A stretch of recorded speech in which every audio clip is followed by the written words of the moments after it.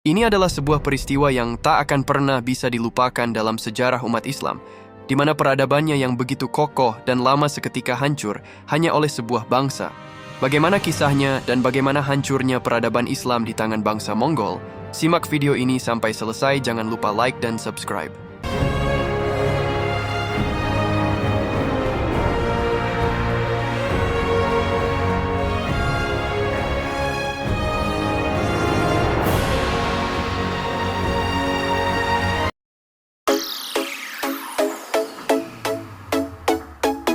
Bangsa Mongol adalah sebuah bangsa yang berasal dari pedalaman Siberia yang hidup sebagai nomaden penggembala ternak.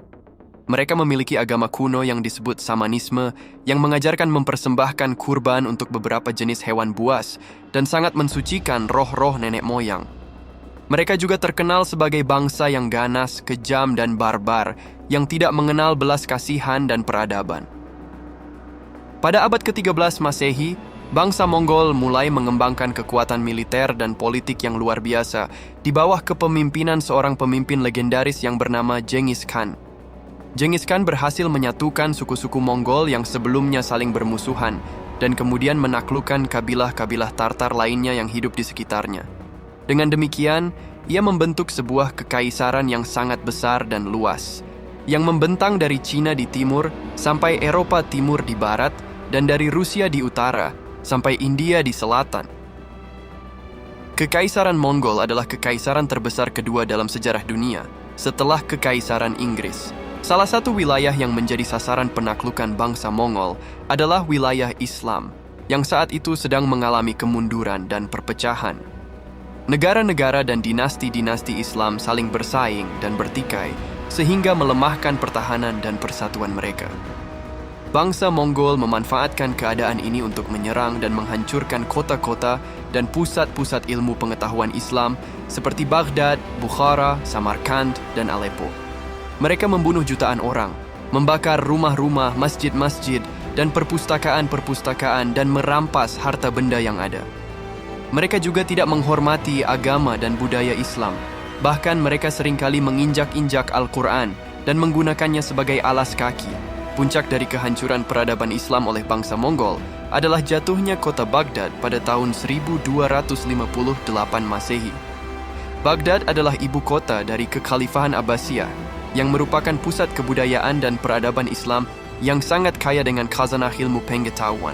Di sana terdapat banyak ulama, cendekiawan, sastrawan, seniman, dan ilmuwan yang menghasilkan karya-karya yang luar biasa di bidang agama, filsafat, sastra, seni, matematika, astronomi, kedokteran, dan lain-lain. Baghdad juga merupakan kota yang indah dan megah, dengan bangunan-bangunan yang megah, taman-taman yang asri, dan sungai-sungai yang jernih.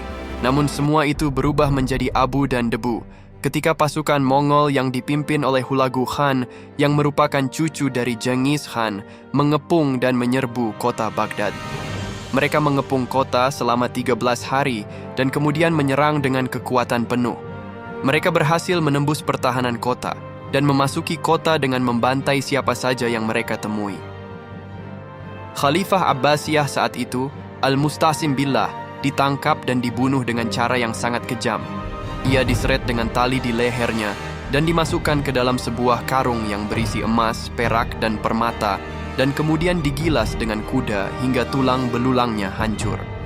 Hal ini dilakukan karena bangsa Mongol percaya bahwa darah seorang raja tidak boleh mengotori tanah. Selama 40 hari, pasukan Mongol terus-menerus membantai penduduk Baghdad, membakar rumah-rumah, masjid-masjid, dan perpustakaan-perpustakaan, dan merampas harta benda yang ada.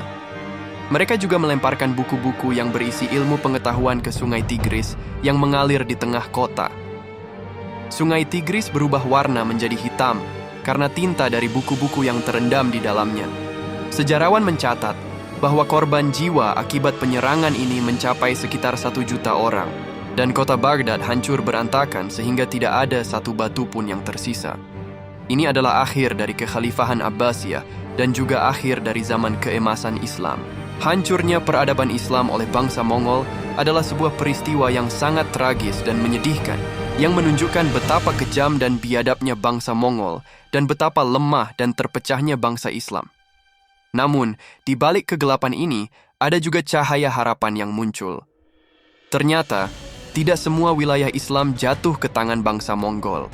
Ada beberapa negara dan dinasti yang berhasil bertahan dan bahkan mengalahkan bangsa Mongol, seperti Kesultanan Mamluk di Mesir dan Suriah, Kesultanan Delhi di India, dan Kesultanan Utsmaniyah di Anatolia. Mereka menjadi benteng pertahanan Islam dan melanjutkan perjuangan dan pembangunan peradaban Islam. Selain itu, ada juga beberapa keturunan bangsa Mongol yang kemudian memeluk Islam dan membantu menyebarkan agama ini di berbagai daerah. Mereka adalah dinasti Ilkhanid di Iran, dinasti Yuan di China, dan dinasti Golden Horde di Rusia. Mereka menjadi contoh dari kekuatan dakwah dan keindahan Islam yang mampu menarik hati dan pikiran orang-orang yang awalnya musuh dan penindas. Mereka juga menjadi contoh dari toleransi dan kerukunan antara umat beragama yang mampu hidup bersama dengan damai dan saling menghormati.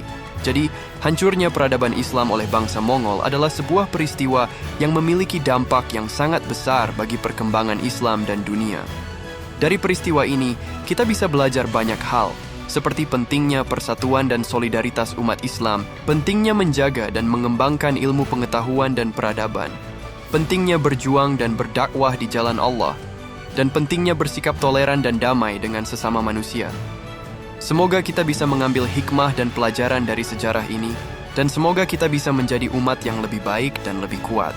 Demikianlah kisahnya. Jika Anda suka dengan video ini, silakan like, komen, dan subscribe. Terima kasih telah menonton, dan sampai jumpa di video selanjutnya.